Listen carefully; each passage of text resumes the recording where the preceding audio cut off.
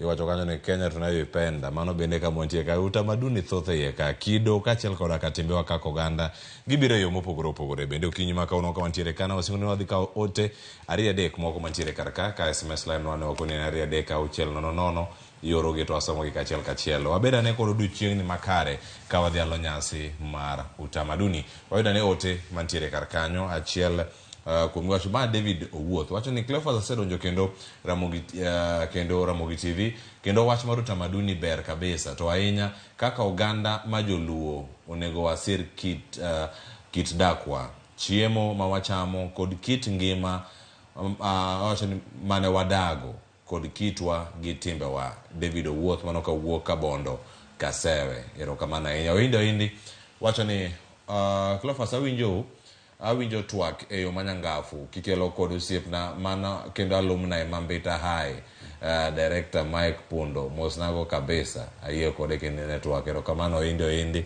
ote Mario chopo karka.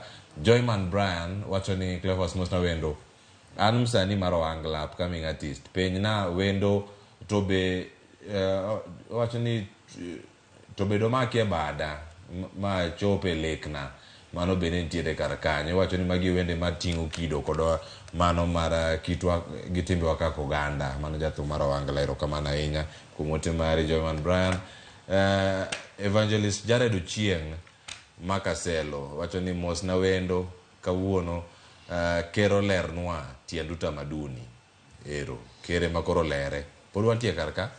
Jamondo Daniel wacho ni Cleophas mosna wendo an pok na winjo utamaduni day president olernwa go yawa.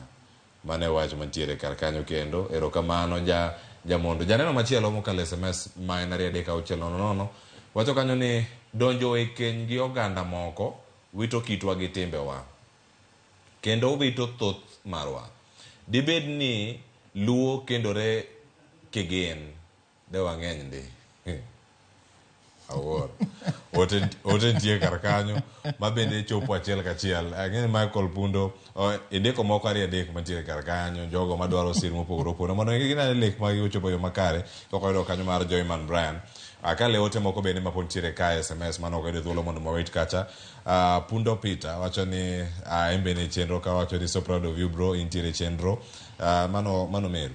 Mano Meru. Ber Pundo Peter. Erokamano ahinya ote mari ochopo ka yo makare. Karen Adhiambo wacho ni awinjo weche ka ntiere Obambo ka. Erokamano jo Obambo duto bende udhi e nyasi mar utamaduni koso utime yo machalo nade kama untiere Obambo kanyo. Jessica Kisirani Msumbufu wacho ni nawapata live ntiere Masiro Ramunde. Erokamano ahinya. Wycliffe Otieno aneno Ramogi TV kan Komenya Rabar Center Nameless Kinyozi Siaya County. Erokamano ahinya ka intiere kodwa kanyo achiel kachiel. In bende yudo wa Nyanga Makapio jagogo Katuma wacho ni Cleon kodu live kawuok gogo Katuma koni. Marco Juang David Omondi mar Nyakach Nyabondo an kodu nyaka e giko. Erokamano ahinya. Vayo Lubalo wacho ni ene chenro achiel kachiel koda Caleb Otieno kani Kisumu. Margaret Oranga an Migori kendo aneno ka omiyo wapuonje e yo makare. Erokamano ahinya. Ang'eni nitie ote modonjo kar kae to ote mang'eni ang' yierane ma ang'eda chako go kar kanyo. Ang'eni moko bende mar thuolo mar mondo mi indikgi ang' kaka thuolo mondo mi duokane penjo 2-3 moko mijo kanyo kata ngodhi nyime. Cleo penjo ago erokamano ne jo neno kendo jo winjo ma penjo lakini penjo maduong' en utamaduni en ang'o gi dholuo. Joma dwa ni kero lernegi jatend piny koro kaloso to kono. To kero ok bi lere gi dholuo Cleo. Ker dhi lere gi dho ngere kata gi dho oswayo. To utamaduni en kit oganda. Kitwa gi timbewa mane utamaduni. To onge nying achiel mar utamaduni momiyo ineno kwa wache ni kitwa gi timbewa. Thoth loko mag nying ilagi biro kamano nikech joluo temo mondo oler wach achiel kachiel. Omiyo kitwa gi timbewa mano utamaduni. Namba 2 ja Ohangla mo owacho ni nitie kaka inyalo mak bed. Sani sirikal odich gi ji machalo jawangla ma upcoming mabiro ilano.